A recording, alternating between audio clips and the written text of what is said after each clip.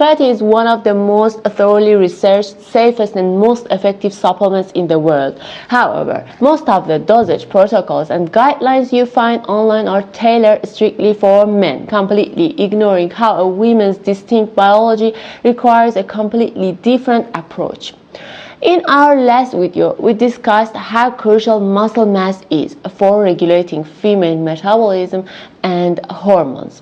We explored how maintaining active lean muscle increases insulin sensitivity and prevents the storage of stubborn visceral fat. Based on the many questions you left in the comments asking about supportive supplements for this journey, today we are breaking down the exact timing, contraindications, biological mechanisms, and precise dosage guidelines for creatine, specifically optimized for women. The first and most critical question is, when should you actually take your creatine? Contrary to popular belief, creatine is not an instant pre-workout stimulant like caffeine.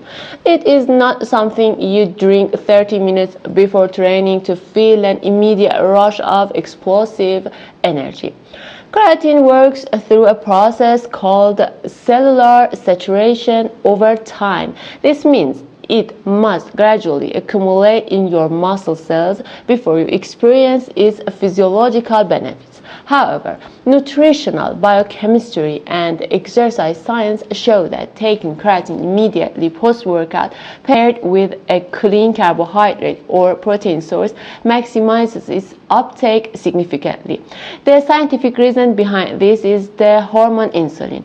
The insulin spike that naturally occurs after consuming a post-workout meal or shake acts like a molecular key, opening up the gates of muscle cells to absorb the creatine much more efficiently. Therefore, your golden window of consumption is right after physical activity. On rest days, the timing is less strict. Just make sure to take it alongside one of your main meals. But what should you avoid mixing it with? The most common mistake is co-ingesting high doses of caffeine, such as a strong shot of espresso or a pre-workout powder, right alongside your creatine. On a physiological level, creatine and caffeine have opposing effects on muscle relaxation time and cellular hydration. Creatine pulls water directly into the cell to create an optimal environment for protein synthesis, whereas caffeine is a natural diuretic with a different fluid management pathway. Consuming high doses of both simultaneously can blunt creatine's efficacy and cause mild gastrointestinal discomfort. The scientific recommendation is to use your caffeine pre-workout for focus and save your creatine for post-workout recovery. Furthermore, never dissolve your creatine powder in boiling hot liquids like hot tea and coffee, or in highly acidic juices like pure lemon juice. High temperatures and extreme acidity accelerate the chemical breakdown of creatine into creatinine. Creatinine is a metabolic waste product that your kidneys simply filter out, meaning your supplement is rendered useless before it even enters your system. Why is this topic so vital and inherently different for women? The female hormonal landscape is constantly shifting throughout the month. Genetically, women naturally possess about 70 to 80% lower creatine stores than men. This is because women typically have less overall muscle mass, and the organs responsible for internal creatine synthesis, like the liver and the kidneys produce it in much smaller quantities.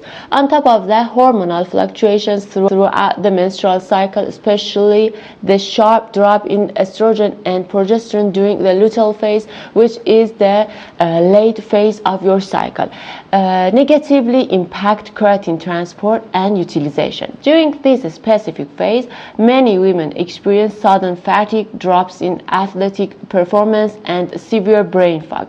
Supplementing with creatine doesn't just preserve lean muscle and support glucose metabolism. It also has a profound impact on the central nervous system. Modern neurological research shows that the brain requires significant amounts of creatine for cellular energy and mood stability. Creatine supplementation in women has been shown to noticeably reduce hormone-induced brain fog, enhance mental clarity, and even help manage symptoms of depression and mood swings during PMS. Additionally, during pregnancy, lactation, and especially post-menopause women, when estrogen declines sharply, creatine serves as an incredible defensive tool against muscle wasting and age-related bone density loss.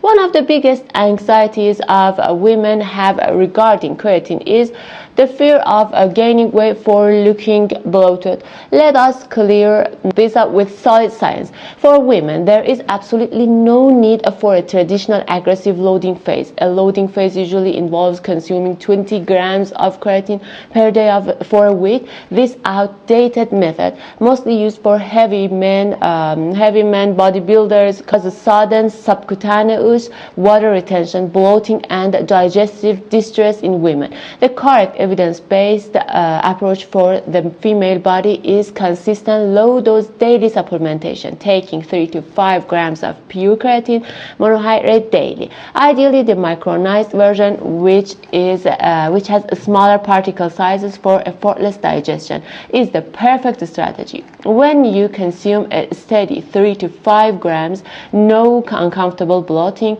or puffiness occurs. The water is directed into the muscle cells themselves, which is exactly where you want it for cellular hydration, muscle fullness, and protein synthesis. After 3 to 4 weeks of consistent use, your cellular stores become fully and safely saturated without any negative side effects.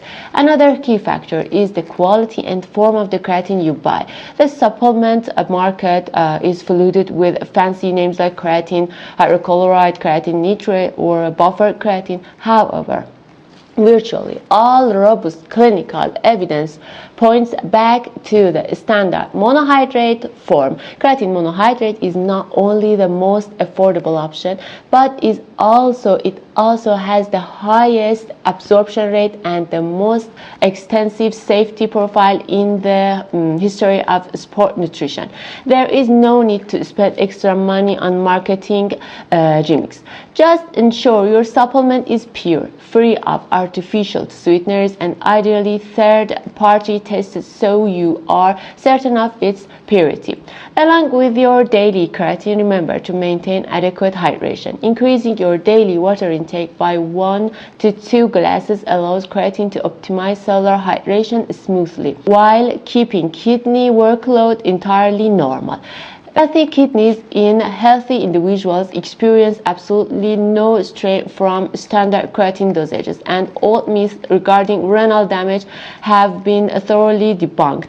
Balancing your hormones, preserving lean muscle, and optimizing metabolic health is a scientific journey that requires patience and education. If you found this science-backed breakdown helpful, please give the video a thumb up and share your thoughts in the comments. Have you ever tried creatine before? What changes did you notice in your energy levels or your body? If you have questions about scientific interactions, leave them below so I can guide you. In our next video, we will dive into another essential life-changing supplement for female hormonal balance and deep sleep quality that I know many of you need. Make sure to subscribe to the channel and turn on the notification bell so you never miss an episode. Take care of your health, and I will see you in the next video. Goodbye.